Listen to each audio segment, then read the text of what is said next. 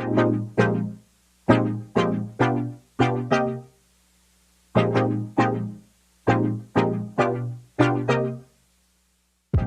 a very good evening to you all, and welcome again to the to this interview prep workshop with focus on optimizing your brand for a successful interview, job interview, by the way. I mentioned earlier this session is going to be very insightful, and that we'll be talking about some practical steps that you can take to dramatically improve your chances of landing your next job.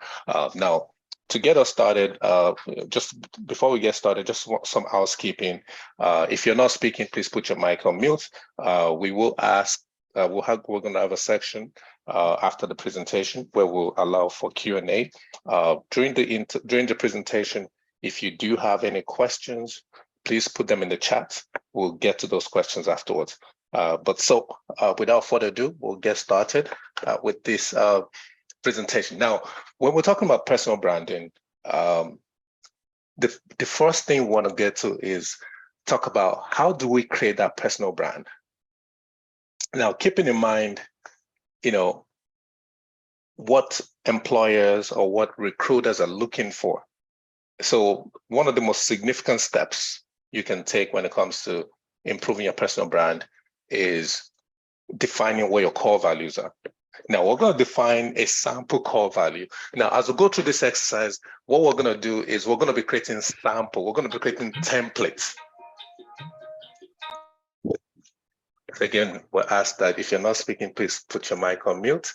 We're going to be creating templates. And what these templates will do is you can replicate, will help guide you when you're creating your personal brand or when you're creating your own version of that brand. Because when we go for an interview, employers, there's something that's got to be unique, different. So what makes you unique? What makes you different? What makes you legendary? So we're going to talk about some of these things. So from the key questions we want to get to is, in developing a personal brand, we want to talk about what are your core values. And your core values, is the foundation in which you communicate or you approach every job interview or every recruiter. Your core values, excites you when you're talking about it. So we're going to start with two things. Let's start with a few questions. Number one question that I have here is, what motivates you? Now, there are a few things that we can talk about from a project management standpoint of, in terms of what motivates you, that aligns. So exactly like I said, we're going to be coming up with a template. And as we're coming up with templates, we also want to talk about it through the lens of a project manager or a project coordinator. So examples of what you can talk about, what motivates you, is meeting deadlines, meeting targets, having a goal. Some people wake up early in the morning, that goal, that thing that they're trying to achieve motivates them. Some people might say something like learning new things. So that's a motivation. Learning something new is motivation. Or some might say mentoring and coaching others is a motivation to them. And a fourth option could be coming up with creative ideas to improve something or solving a problem. So motivation can come in different ways. Those are just some examples when I'm thinking about the context of project management. Now, when we look at the second question is, why are you unique? Now, it's interesting, and this can be something that comes up in an interview. And again, when we're looking at personal branding, I also want us to start thinking, when you introduce yourself in an interview, your first intro, you need to communicate. You need to communicate it quick. You need to communicate what your brand is. They need to know. So that thing that motivates you, you find a way, strategic way to communicate it. That, for me, I'm passionate about, or, I'm motivated to meet deadlines, to learn new things. Those things shows the employer or the hiring manager your fabric, the fabric of who you are and what they want on their team. Because everybody wants something solid on their team. And if you can communicate that quickly, that would greatly, shape the way the interview is going to go. So now let's talk about what makes you unique. Now, in answering the question, what makes you unique, a few things come to mind. One of the things you can talk about is, I can talk about I have a unique ability for tracking project activities and ensuring that nothing falls through the crack. Now, this is a big one. Unique ability for tracking project activities and making sure nothing falls through the crack. That's something every manager is looking for. So now the question is, when you say that, they might ask you how do you do that? So you can give examples such as, I think in our prep material, we have this tracking 6 weeks ahead of time, utilizing tracking tools and processes. Those are kind of like the, backing up. When we're talking about tracking tools and processes, e.g. MS Project, Jira, your RAID log, regular touch points, follow-ups. There's so many things we can put in place when it comes to, again, what makes you unique in this case, in this project management context, is your unique ability for tracking project activities and ensuring that nothing falls through the crack. And now the examples I gave is because when you say something, you have to be able to back it up. And I'm going to be giving examples that we can use to back up some of those things as we move along. The other thing you can use, another example, when it comes to what makes you unique, you can talk about your experience. Throughout, for example, I could say throughout my extensive experience or throughout my experience working in project management, I've developed a strong ability to lead, motivate, and empower team members. That's a very powerful word. Empower people, lead, motivate, empower. Now, the question is, how do you do that? Example, again, we're going to come back to the examples. You can say by communicating effectively, by carrying people along, by employing emotional intelligence strategies that promote positive team spirit. Now, I just mentioned 3 things. Those are very important things. Effective communication is extremely important in project management. Carrying people along and employing emotional intelligence strategies that promotes positive team spirit. Okay, so let's look at the third one. What are you passionate about? This one is my favorite because your passion is what drives you. What are you passionate about? So examples of what you're passionate about. Again, keep in mind we're trying to create that personal brand, because all these things I'm talking about becomes the fabric through which you carry yourself when you go for an interview. Those things, you want to write them down. What's this thing that I'm passionate about? What's this thing that makes me unique? What's this, what motivates me? Those things are part of your personal brand, a part of your selling statement.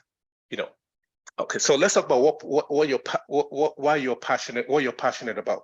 Now, example, some people say, I'm a people person. I'm passionate about working with people in a collaborative fashion. And this field of project management is a space that I have been able to express my passion in a consistent fashion.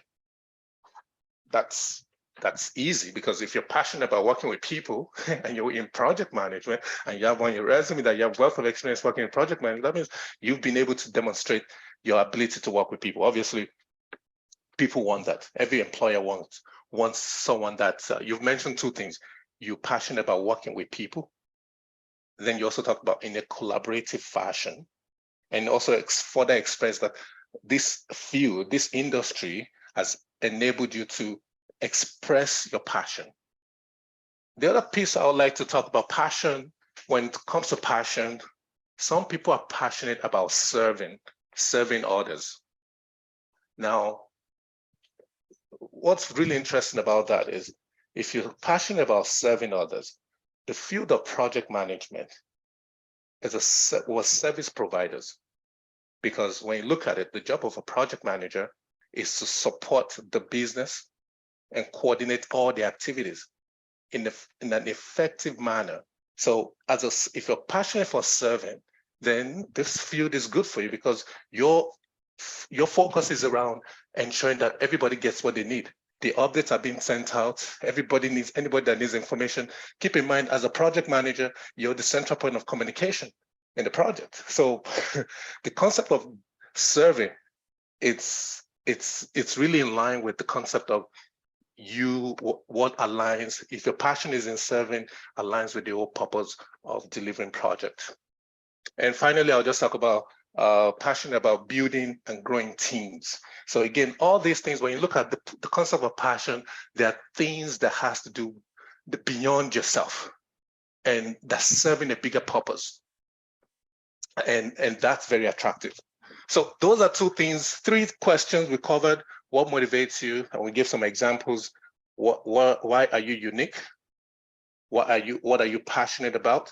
Now, in answering this question, it should help you shape your vision statement, which should be, you can talk about, things that you're passionate about, things that makes you unique, and what motivates you. And using that, again, when I'm talking to an employer for a job, I'm going to talk about those things. I'm going to talk about how, for me, motivation is learning new things, motivates me, and this opportunity is a way to sell yourself. And then I can also talk about, throughout my experience working in project management, I've developed a strong ability to lead, motivate, and empower team members through effective communication, carrying people along, employing emotional intelligence strategies. These are things we talked about. Now, we're also looking at what, talk about your passion. And the passion part is always very important, especially for me personally.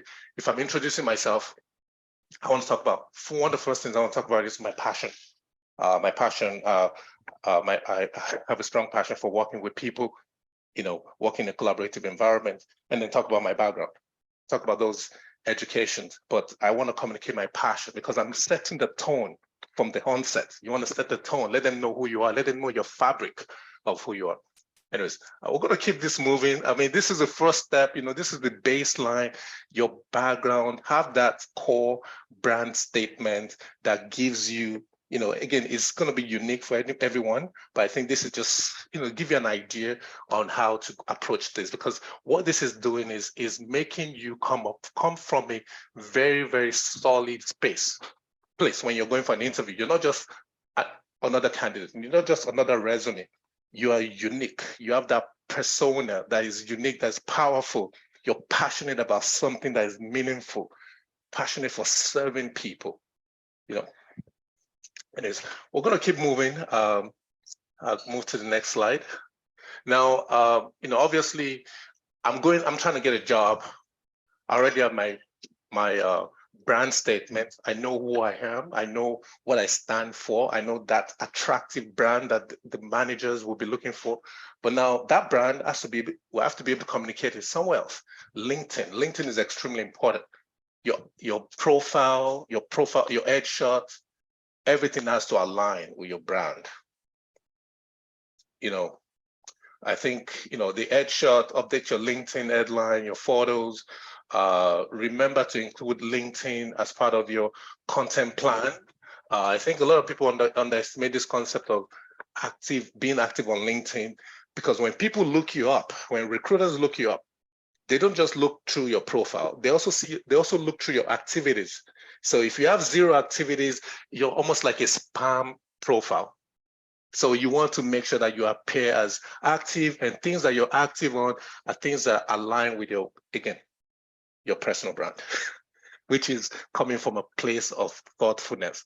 That personal brand, things that align with growth, things that aligns with the industry that you're operating in, commenting on posts, liking posts, or even putting out a post of your own.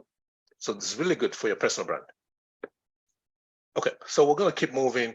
So that's LinkedIn. LinkedIn, again, this is just something we thought would be great to have as part of, branding. But the real question when it comes to branding, and this is more, again, where we're gonna get a little bit, we're gonna start leaning toward more technical stuff. The real question is, why are you the best candidate for the role? Now, a lot of people go for a job interview, they never ask themselves this question. What makes you the best candidate? There's a lot of things you can go, but I think for me, the starting point is know your stuff beyond knowing it. The starting point for me is knowing your stuff. You need to know your stuff. You need to know the job. Maybe take a look at maybe 5 or 10 JDs or whatever, however many JDs, or let's just pick 3 JDs and go through each item on the JD. Do I know this stuff? Can I do this job?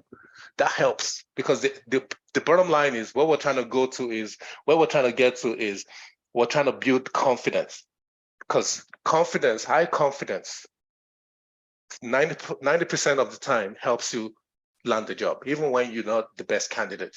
But to build confidence, you need to know your stuff. You need to know why you're the best candidate. And some of the questions you want to ask yourself is emphasis on your experience. You have a resume. Now, the biggest challenge people have, and we've talked about this amongst our team, biggest challenge people have is you have a resume that looks like Superman.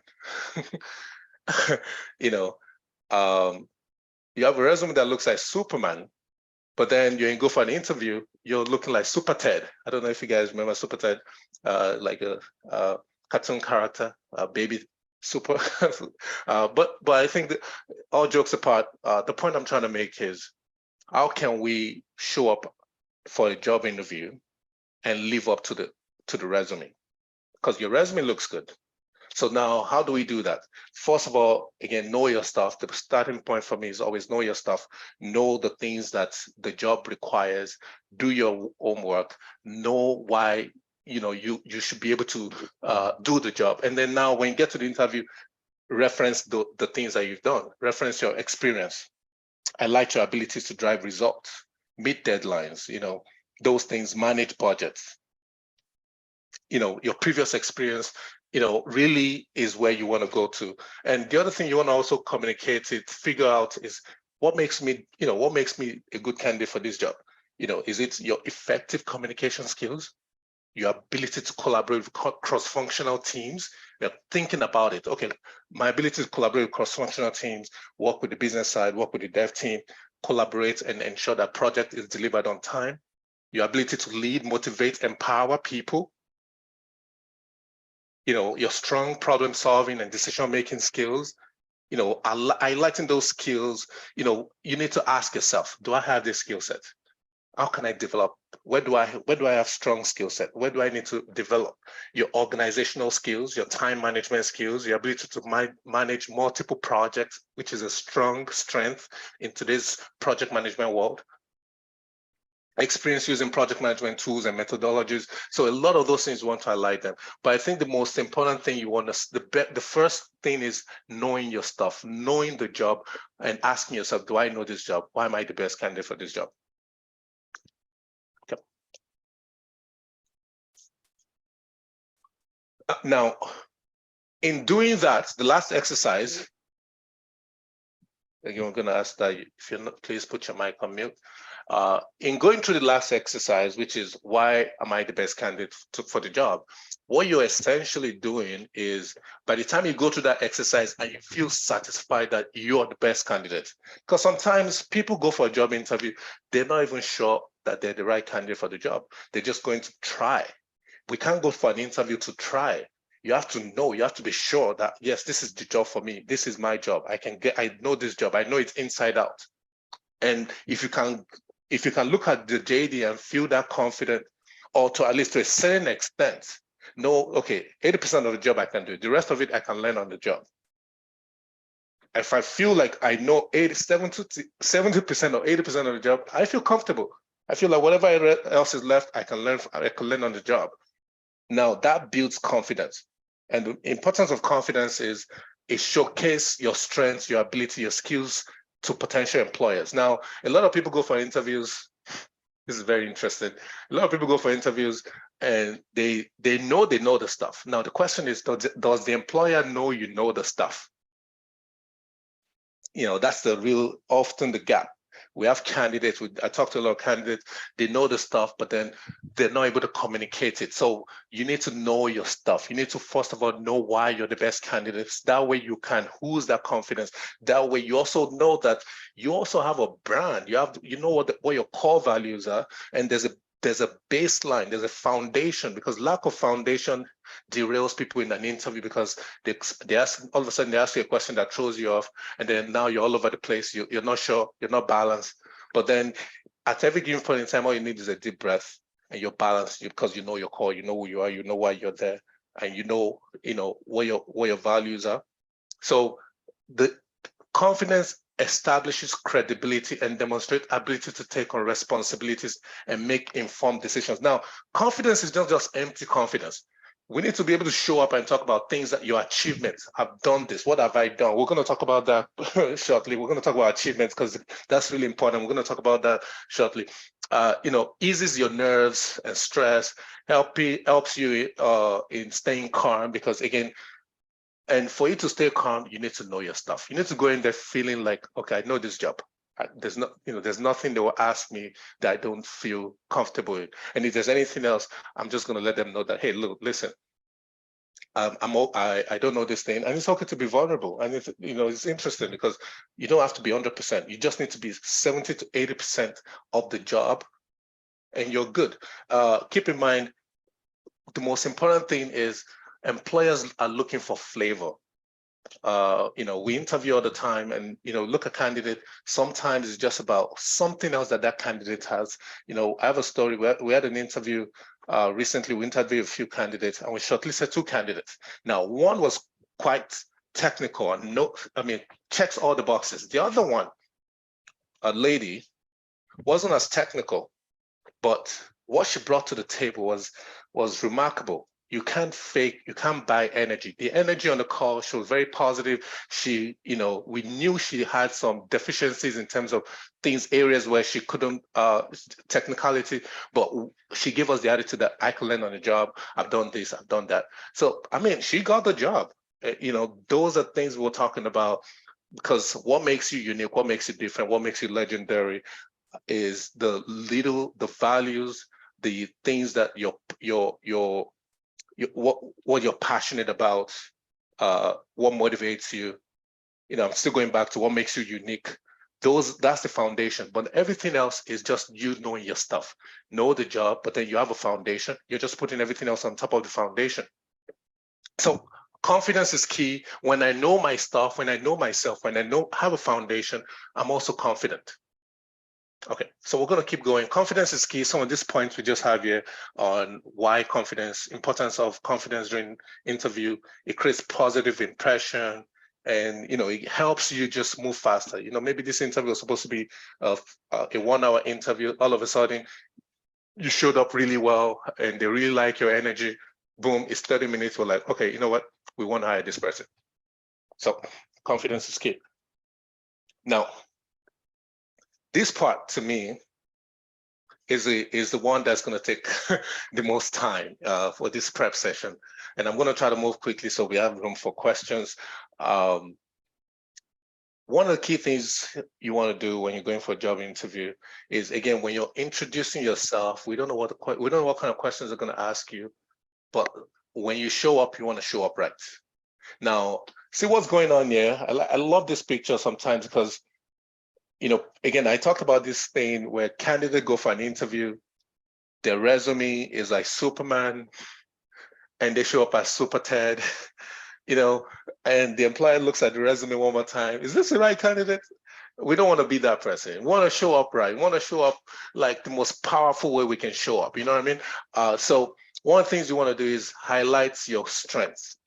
Prepare a list of key achievements, including specific projects and outcomes. And we're going to talk about some specific examples that you can use, practical stuff. And we're even going to talk about the story behind it, because you can't just give an example of an achievement and not be able to back it up. You have to be able to back it up. So you want to highlight specific challenges you faced on a project and how you overcame them. There's so many, situational questions. Use data, to illustrate the impact of your work. Percentage data could mean increase efficiency by 50%, something like that. Show your achievements align with the goal of the company and the role you're applying for. Somehow, if you're going for a financial role, a project financial role, talk about how you've been able to, maybe a previous project where you there was no financial, tracking tool. You had to develop a financial tracking tool from scratch that helped, optimize financial tracking, thereby increasing, operational efficiency by, setting them out. That's an example. Provide example on how to demonstrate leadership. A lot of those things we're going to talk about. But first of all, we're going to highlight some of the key areas. When we think about achievement, we can think about areas that you want to showcase. Achievement when it comes to stakeholder management. That's one area. Stakeholder management, what sort of achievements, have you attained when it comes to stakeholder management? It could be helping a business deliver a critical project or critical milestone when the project suffered some resource constraints, going over and beyond to help people, or when you had a situation where you had a difficult stakeholder, what strategies did you employ to ensure that things, or you have stakeholders with conflicting requirements? How did you manage those situations? Process optimization. This is one of my favorite. When it comes to process optimization, we're going to talk about some examples, speaking on how you are involved in the process optimization or process improvement initiative. That's always very good to talk about because it showcases that you're not just a doer in a project. You've led some initiatives. You've been able to add value to the organization. You were able to improve how things are done within the organization. I like key project issues, and now you went above and beyond. We talked about that. Supporting program, and this is also another good one. You want to talk about how you supported multiple project managers. Supporting multiple projects, working on maybe 5-6 projects, perhaps 12 plus work streams. Coach and mentor other people. Those are examples we're going to talk about. So we're going to talk about some of these things, examples here. Now, some key examples that we have here, I'm going to talk about each one and how, and the story behind them. These are some really, really good, cool stuff here. Number one is how you devise a resource management system, decreasing allocation time by 20%, for example. So now question is, when do you talk about this sort of achievement? Now, when you're talking about each role, as I talk about each role, I'm going to talk about an achievement in that role. When you're talking about your background, I was at Scotiabank, worked as a senior project control officer, responsible for supporting the project, managing day-to-day project delivery, solution. On that role, talk about everything you did in that job, and then say, well, in that role, I developed a resource management tracking tool that helped. So those are things we want to talk about. Okay, just ask that. Put your mic. We put our mic on mute when you're not speaking. Okay, thank you. Okay, so this resource one is a good one. I like it. And for those that have gone through the PM training program, we know that there was a resource tracking tool that was developed in the program. Now, this one is an example where you're working within an organization. And when you think about it, one of the biggest challenges organizations face or project leadership face is resource constraints. And the reason why you find that it's very common is because most times when you have a project or program, what happens within the program with multiple projects or a program with multiple work streams, you have shared resources. Now, what that leads to is you have this person, your BA lead, working on 3-4 projects. And we talk about the concept of working on multiple projects. Now, when you're working on multiple projects under a specific program or portfolio, often they have shared resources. Now, what would happen eventually is you're reaching out to team members to give you updates on what they're working on, and they're not able to give you the updates on time. You're following up, they're not responding. Eventually, you're able to schedule a meeting, a one-on-one, and they told you they're super swamped. They're so busy, I'm super swamped, man. I'm working on 5 projects, I'm going to get it to you. Adi, I'm going to get it to you by end of the day. End of the day, I still don't get it. So it's now a concern because now we're missing deadlines.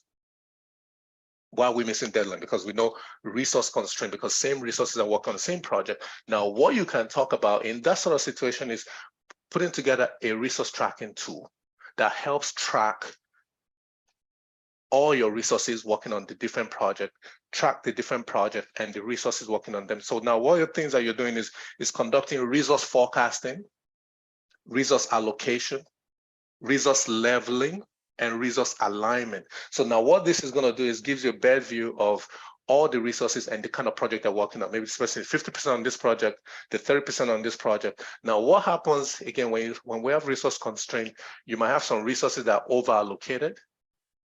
And the challenge is some other resources may be underallocated in the project. So a resource tracking tool helps you capture overall allocation of every resource on your project and ensure that there's proper resource leveling, which means that everyone's working 100%, no one's working under or over 100%. And also what that also does is resource forecasting. Resource forecasting allows us to know, okay, when we need more resources on the project, we forecasted these resources. If someone comes and says, well, we need a resource by next month, then we look through your resource tracker to see, would there be by next month, would there be any resource available? Not the situation where we just assign this person and now we've overallocated that person, they're not able to deliver. So putting that, that's an example, example number one. I think, and again, we can't just talk about it without being able to back it up. We need to tell the story of how we were able to get it done. Now, number two, I like number two because number two talks about supported for project managers concurrently across multiple projects under the same program umbrella to deliver the program goal. So I think this one is standard. A lot of teams, a lot of organizations these days want people that can support multiple projects. I've seen candidates go for an interview and they ask them a question about how many project managers have you supported?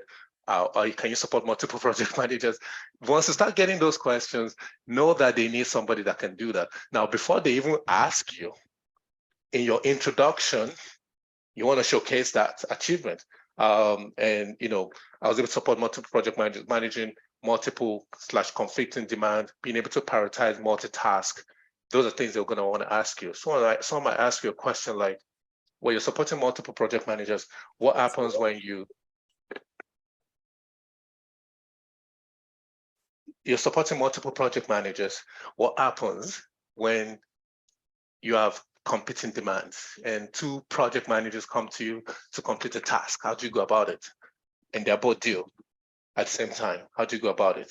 Or maybe they might say, how do you go about it first? You might say, oh, well, I'm going to go with the one that is due first. So say, what if they're both due at the same time? What do you do? Then the next thing is like, well, I'm going to go with the one that came to me first. No, don't go with the one that came to you first. You probably want to pick the one that has a dependency. So the right response is, oh, I'm going to look at the two tasks and see which one has a dependency, because if it's delayed, then something else is going to be delayed. So I'm going to go with the one that has a dependency first.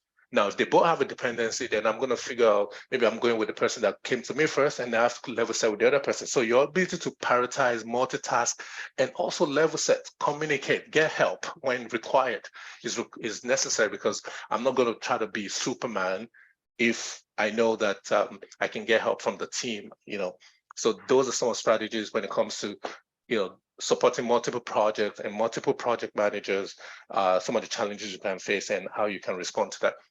Now, the next one, I sort of talked about that earlier, redesigned and implemented a progress or financial tracking system.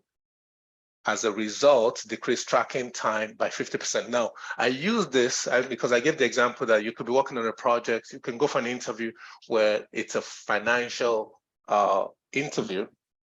You could go for an interview where it's a financial interview, and you might want to come up with something that speaks to your achievement for project financials. So, putting together a financial tracking. So we've seen a lot of things like this before.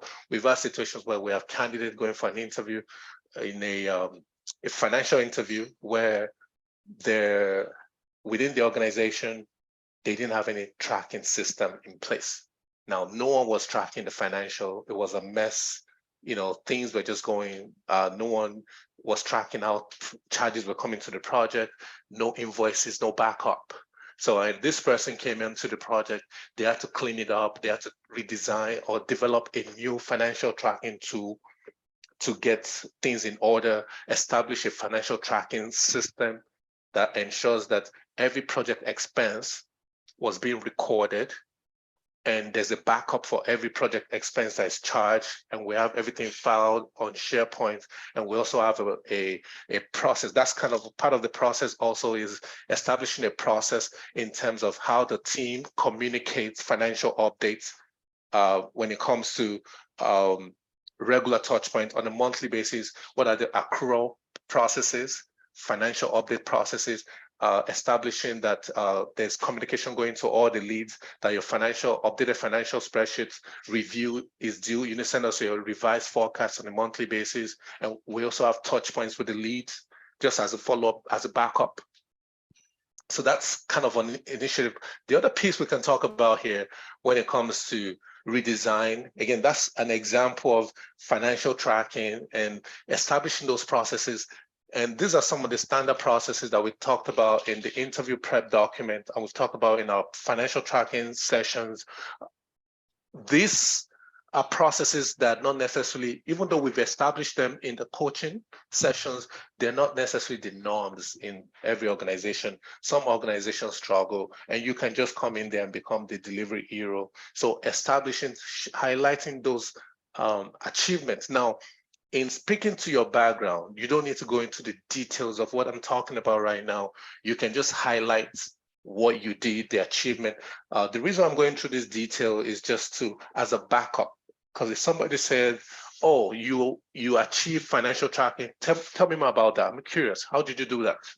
And then you paint the scenario. Or when I joined the organization, financial tracking was a mess. No one was touching financial. Charges were going to the project. No one was tracking those charges. There was no standard financial tracking tool or financial workbook. There was no one keeping track of the invoices, no backup on SharePoint. So I had to go through this exercise of tracking behind and reconciling all the different financial expenses. That's kind of the gist of it. In case of if you have to back it up, in addition to some of the things I talked about earlier. I'm not going to stay too long on this financial, so I'm going to talk about the other example when it comes to project reporting. Progress redesigned and implemented a progress tracking system. Now, the progress tracking system, I love this one also, in that you assume you go into an organization, sometimes they don't have standard processes in place, or maybe for example, your team, everybody we have weekly meetings, everyone gives an update, and then next week we have another status meeting, people give an update. So you can give an example saying something like, when I joined the organization, we used to have updates, but then we realized that people were not meeting their targets. There was no way to keep track of it. Mondays, we have our status meetings, and then every Monday we have a status meeting, but then it seems like the leads are talking about the same thing every Monday. So we figured that what we're going to do is we establish a tracker that keeps track of what we're working on, what each group is working on a weekly basis. So on Monday, we go over those things that they're working on through their status updates. And then we also establish another meeting, which is Friday, which is an updates meeting.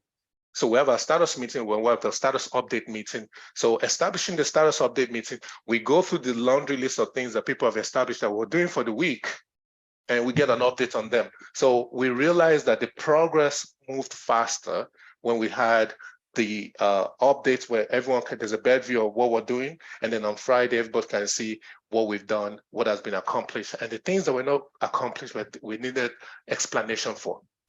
So it really improved. So that's another way. It's very simple, but it's a very sound idea. So we're going to talk about the next one. The next one here talks about train 6 newly hired project coordinators and supported them throughout their onboarding. Now, I think this part here is very powerful. It shows maturity. And don't be scared to say something like this. It shows maturity. It shows that, I worked on this. I was in this organization. Maybe I was there for a couple of years. One of the key achievements was I coached and mentored 6 new hires, 6 new project coordinators that joined the department. I helped with their onboarding, provided training on our financial management processes, provided training on invoice tracking, as well as shadow them when it comes to leading and sharing status meetings. So that's something I'm really proud of. You can talk about high level. Again, you can get into details as much as possible, but that's kind of the gist of it. Because when you're coaching or training people, it means that you were in the organization. Well, now they might even be as experienced as you are, but because you know the way things are done within the organization, I'm not talking about processes, how things are done, tools, giving them training on how to use some of the internal tools. Those are some of the things we can talk about. And finally, I love this one, led a process improvement initiative designed to standardize the reporting template used across the department. So pretty much what this is a process improvement initiative that is designed to standardize reporting. So what you find within a lot of PMOs is that within the PMOs, you find that the directors that own different portfolios, and each director has their team that they're working with. So you look at in the PMO, you might have maybe 6 directors and 6 portfolio projects, but then everyone's operating in silo. Now, from a reporting standpoint, we all have the same reporting responsibility. So how do we standardize reporting so that when we're reporting to all the different stakeholder groups, they're seeing it in the same format? So this process improvement initiative was designed working closely with the program director to establish a standardized reporting template for all the different meetings that take place, our Friday touch points, weekly status meeting, bi-weekly client experience meeting, monthly executive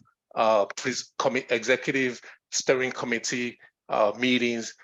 We needed a standardized template for all these meetings and all other ad hoc meetings, like the financial reporting meeting, the monthly governance dashboard meeting. So we needed to standardize all these templates. So what you needed to do, working closely with the program director, was to meet with all the PMs and PCOs working on all the different projects underneath the different program managers or program directors, meet with them to elicit their template that they use for all the different reporting we're talking about, and collect all these reports, review them with the program director. And first of all, it's like requirements. It's like any project. We start with what's the as-is process. Let's gather the requirements. How are things done right now for the different groups? Now, based upon what we see, what templates do we like? What do we like in this template A, template B? We like this template. We like this aspect of the template. We use what we've seen from all the different templates to co-create something that's in collaboration with all the groups, all the groups, co-create something that meets the needs of the reporting needs of all the stakeholders. That's as simple as it is. It's going to require creating templates as well, creating new templates that is now used across the board. So something you can be proud of, because you created a new template format that will be used within the organization while you're there, even while you're gone. So that's really impressive. So those are some of the key achievements. Really, you can talk about so many examples. Now, when we're talking about achievement, really it's about introducing yourself. Again, when we're talking about this whole conversation is around branding. It's around how do you brand yourself. We started by talking about your what motivates you, what makes you unique, what are you passionate about, and those are things we want to keep in mind. And again, when you're introducing yourself, you have there's a flavor. If we can combine all these things together.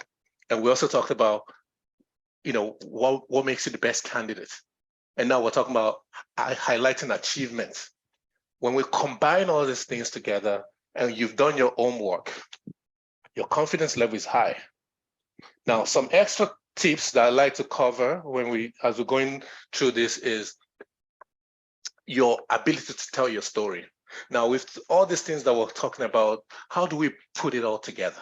How do you tell a story that is compelling, that everyone can see, whoever talks to you feels like, oh, you know what, this is the candidate. You need to be able to tell your story, align the core values and everything together. I guess the other piece I would like us to talk about is what makes a good project manager. We've talked about effective communication, your ability to collaborate with cross-functional teams, ability to lead, motivate, and empower people, strong problem solving and decision making, excellent organization and time management skills, your ability to manage multiple projects. We talked about that earlier. Prioritization, stakeholder management, experience using project management methodologies, tools, and techniques, proven track record. And that proven track record is you talking about your achievements. Because really, that's what gives the hiring manager confidence that they're hiring the best person. That proven track record. I've done this, I've done that. That's the proven track record. So, at this point, I'm just going to open it up for any questions. If anyone has any questions, I'm happy to answer those questions. I wanted to leave some time for questions. If anyone has any question, I'd love to answer them. In the meantime, while we're waiting for anyone to raise their hand, I just want to talk about the importance of telling your own story. Your ability to tell your story in a unique, and memorable way is extremely important, because, and that's why you need to look at the foundation, and also coupled with some of the things we talked about around, you're speaking from the standpoint of knowing, not necessarily going there to brag. You're speaking from the angle of knowing why you're the best candidate. And you've looked at the JD and you see that this is everything here, I'm comfortable, I'm 100% sure. Or maybe I'm 70 to 80% sure I can do the job. That's all you need. And that's the confidence. And then, you're able to now showcase your achievements. So telling your story is extremely important. Allow yourself. One thing that I also want to let people know, as much as we might be talking about this branding thing and how it's important to show up with a solid brand, the other thing, allow yourself to be vulnerable. It's okay to be vulnerable. You can't be perfect. You need to be mindful of that, because when you're looking to be perfect, when something throws you off, it destabilizes your core. So you want to be, feel comfortable, being vulnerable, balancing the stories you tell about your achievement with a couple of instances where you struggled. I think sometimes it's also good to just talk about, earlier in my career, one of the areas that I struggled with is being able to keep track of different projects, or chase people for updates. One of the biggest challenges I had was getting update from stakeholders, because we already have standards, then standards or, processes that we have in place. But then you now talk about how that improved you. Over the years, I've learned that, I've employed different strategies, setting reminders, touching base with people, having one-on-ones, just employing different strategies that works for different people. Because again, in project management, I've had to work with different group of people, diverse group of people, and stakeholders at different levels. So it's one of the things I've learned is being able to engage people. Different stakeholders have different needs. So I always have, as part of my, approach when I'm new in the project, I want to introduce myself to all the stakeholders. First of all, understand what I'm my scope of work, and then figure out in getting the work done, who do I need to work with? So I need to introduce myself to those people and try to understand how we're going to work, what kind of communication channel, what's their preferred method of communication? How can we engage in a positive work environment? And so that's, allow yourself to be vulnerable, talk about things that you may have struggled with, and, or things that you're working on that you're improving on. People like authentic bring your authentic self to the table. Be genuine, prepare yourself. A part of preparation is also your space. Now, most interviews are virtual these days. You want to make sure that you're not showing up for an interview and you're realizing that your cam is not showing up well, it's dark, they can't see your face, and you're now moving around. Test that before the interview, for God's sake. Do that before the interview. You don't want to do that after the interview or during the interview. Test the lighting, make sure that it's bright where you're positioned. There's no distraction. It's not a position where people are going to be walking in the background. It's not a position that someone can just walk in and catch you in the middle of your interview. You don't want anything to throw you off. Make sure it's a space. There's nothing distracting behind you, and there's enough light. You can buy one of those ring lights if your room doesn't have lights, proper lighting. You can buy one of those ring lights. They really help. They're on Amazon. They're not very expensive. And finally, this is the most important part of the whole process: practice. We talked about this concept. If you leave this session today and you don't take anything away to practice. Now, this session is being recorded. It's going to be shared. You can go back and check out some of these feedback that I gave. You want to practice. Look in the mirror and practice. Now, you need to start thinking about the kind of questions that people can ask you. I think what gives people confidence is knowing potential questions that can come your way and having answers for them. I have people call me, and this person doesn't have an interview, like, hey, Hadi, I have a question for you, it's urgent. I'm like, what is it? Like, what if they ask me this? Why if they ask me that? I'm like, yeah, that's good. It's good that you're thinking that way. In response to those questions, say this, and that gives them confidence. Because when you don't know, you have anxiety. The fear of the unknown gives you anxiety, and you don't want to go to an interview on shaky ground. You want to go on a firm, 10 toes to the ground, with a firm confidence, knowing that you know the stuff, and there's no question at the back of your mind that's throwing you up, that's worrying you. So I'm going to ask again if anyone has any questions, because I can keep going on and on. I think somebody's raised their hand. Okay. So I see Zine. You can speak. Hi, thank you so much for the section. I really appreciate you sharing all the knowledges. I have a question. So what if in a situation where you've prepared, put in the work, prepped yourself, and it gets to the point where you need to present yourself and all of a sudden you forget everything, or you still find yourself not being capable, or you still doubt yourself? How do you position your mind? How do you position yourself in that kind of situation to resolve it? Okay, perfect. Well, that's a great question. Excellent question. And I know, we talk about preparation, it's tricky. And I have this, people go for an interview. I have this mock interview. A lot of people come for the mock interview. And they tell me, oh my God, I prepared this, I was ready. And now now what's interesting is someone made a mistake in an interview, mock interview. I'm going to tell you a story. And I was talking to this person, and they said, "Oh my God, I forgot my thought." They said something I didn't even realize that they made a mistake.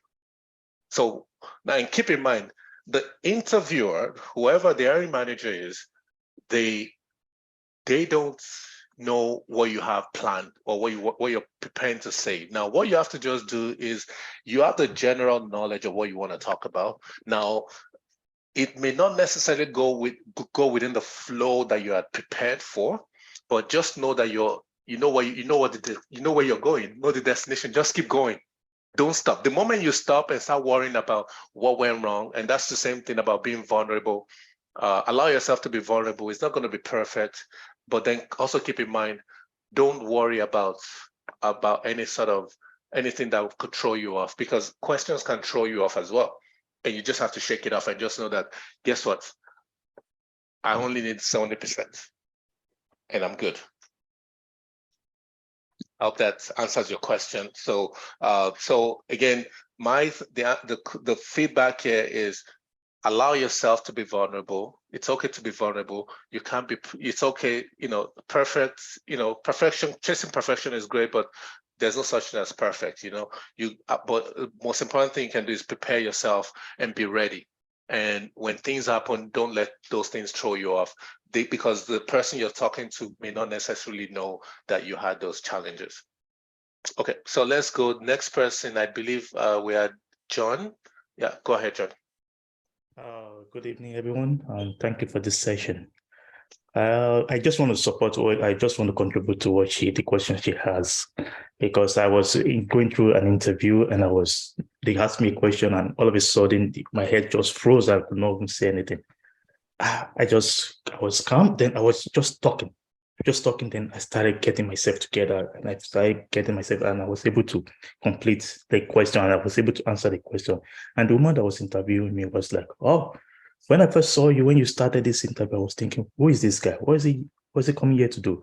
But when I gained myself and I started, she was like, "Wow, this guy came from somewhere, like he came from another planet." So she would commended me for doing that, because at first I was true. What I'm trying to say to her is that just continue what you're doing. It doesn't matter. As long as you know what you're supposed to say, just continue. Even if you stuttered in the beginning, just continue what you need to do. Okay. Awesome. Thanks for that share, John. Really appreciate the share. And the other thing I can say is it's okay to also communicate it, like, "Oh my God, I'm having a brain freeze. I'm so sorry." They're like, "Yeah, that's okay. Keep going."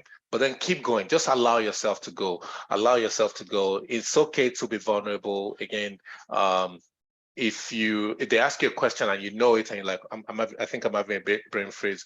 Can we come back to this question? Because maybe it's something that happens that way. But when it comes to you talking about your background or talking about something that you know and you feel like it's not the same flow or reading that you had planned for, that's okay. Just keep going.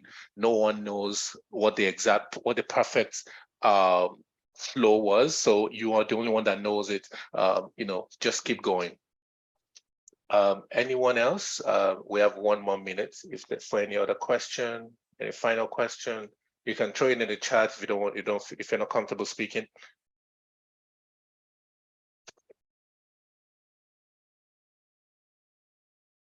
Okay. All right.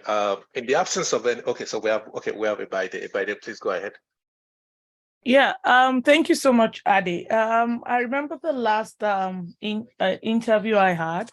Actually, just like what Ezine mentioned, I was thrown off balance. That's why I was on the third stage, but where I lost it, I think, was when I was asked about who are the people on my team. Like for an IT, it was actually a software company. So they asked, like, who are the members on my team, like the dev. They were asking me the numbers, the QA, how many QA, the question. I was kind of confused because, yes, I do attend meetings and everything, but like I didn't have that opportunity, and it wasn't, like the one we usually have. The co-op one is not usually large, so they were expecting someone that has been able to manage a very large team as a project manager. Yeah. Right. So that got me off balance. I didn't know what to say. I didn't know what number, so I was kind of confused. So, but I remember what you like, the interview prep you gave me, the two previous before, like for the first and second one, gave me the push. I was confident enough. My confidence pushed me up to like the third stage before I lost it. But I would just want to say that if there's more exposure as to how to manage a large team for software companies, and how to manage such situation, I'll be really that's really glad great if I can get that answer. Yeah, thanks so much, Abide. And it's really important. I think that's a really good question. And I think that's something that we're going to find a way to incorporate into the some of the prep materials that we share with you, so that it resonates deeper. Now, my feedback, I've heard this question before. My feedback is always if you went through the program, there was a cost estimation exercise that we went through. In the cost estimation exercise, we listed the team, number of BAs, number of QAs, number of PMs, number of dev people on the team. We had an estimate. We talked about the softwares, the licenses, all the resources. That's your template. You've been through this program. You designed it. You put it together. You created a cost estimated sheet that has up to $4 million, I believe, or more, something of that range. That's the standard project resource base. When we're talking about the team members, number of dev people on your team, number of QAs, number of BAs. So go back to that cost estimation. It does really help. I'm just going to say a lot of the experiences that people face, a lot of things that you expect at the interview.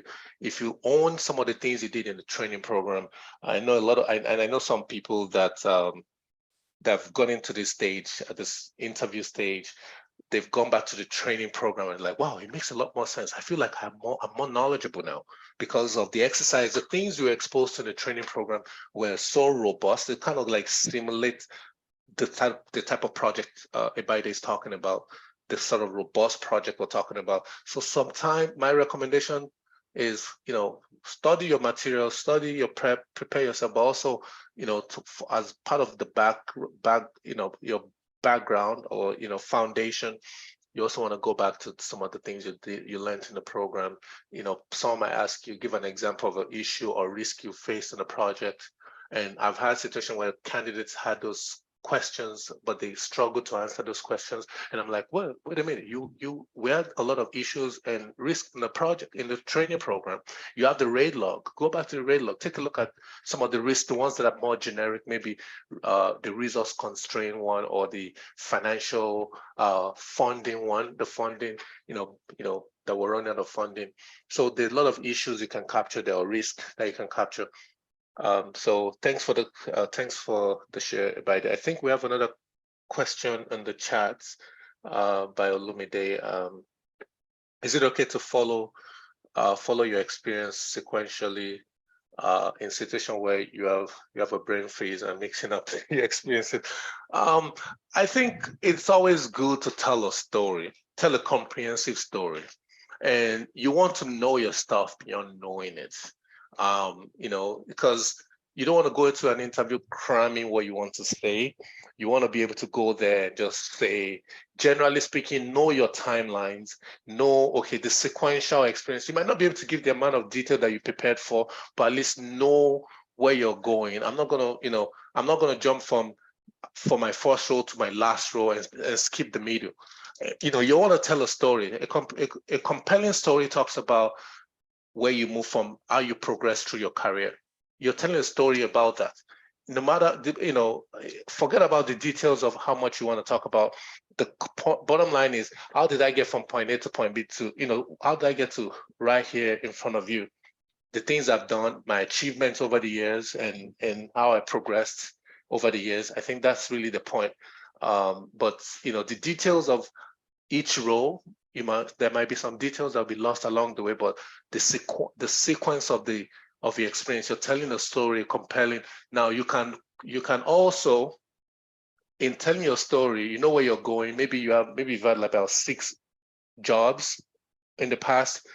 You might start and collate 2 roles together, and and I moved on to, my next 2 roles. I worked as a project coordinator at this place or this place, working on, you can collate them together, but just ensure that, again, whoever you're talking to doesn't know you, you're introducing yourself, you're telling the story.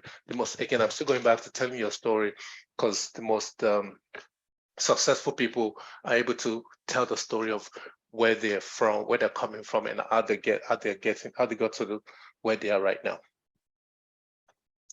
So on that note, I think we're going to wrap things up. Again, today's session has been great. Again, LinkedIn page, I would just say, tell your story, talk about your experience. I won't even necessarily talk about a LinkedIn page. You want to talk about your experience. Someone just asked a question about LinkedIn page. You want to go and talk about who you are, what you're passionate about, what your experiences have been, where you started from, and what you've achieved over the years, and where you are right now. That's really the simple, short story of it. Today's session has been amazing, guys. Thanks for tuning in. Again, it's about branding. It's about how you present yourself. We talk about what motivates you. Again, the core foundation is key. What makes you unique? What are you passionate about? We talked about why you're the best candidate. You need to start answering that question. Why am I even a good fit for this role? Do I know this job? Are there things that I still have at the back of my mind that I'm not quite sure? The moment you're not sure of something, you go for an interview, you're going for an interview as someone that is not sure. But then when you do what you have to do, you're going to be so sure, you're going to be confident, and you're going to go there oozing off that confidence, and you're going to be very attractive to the employers. So figure out talk about your achievements and show them why, demonstrate some of the traits that they're looking for in project management. So on that note, thank you once again, everybody. Be well, stay safe, and all the best. Thanks, guys. Bye-bye.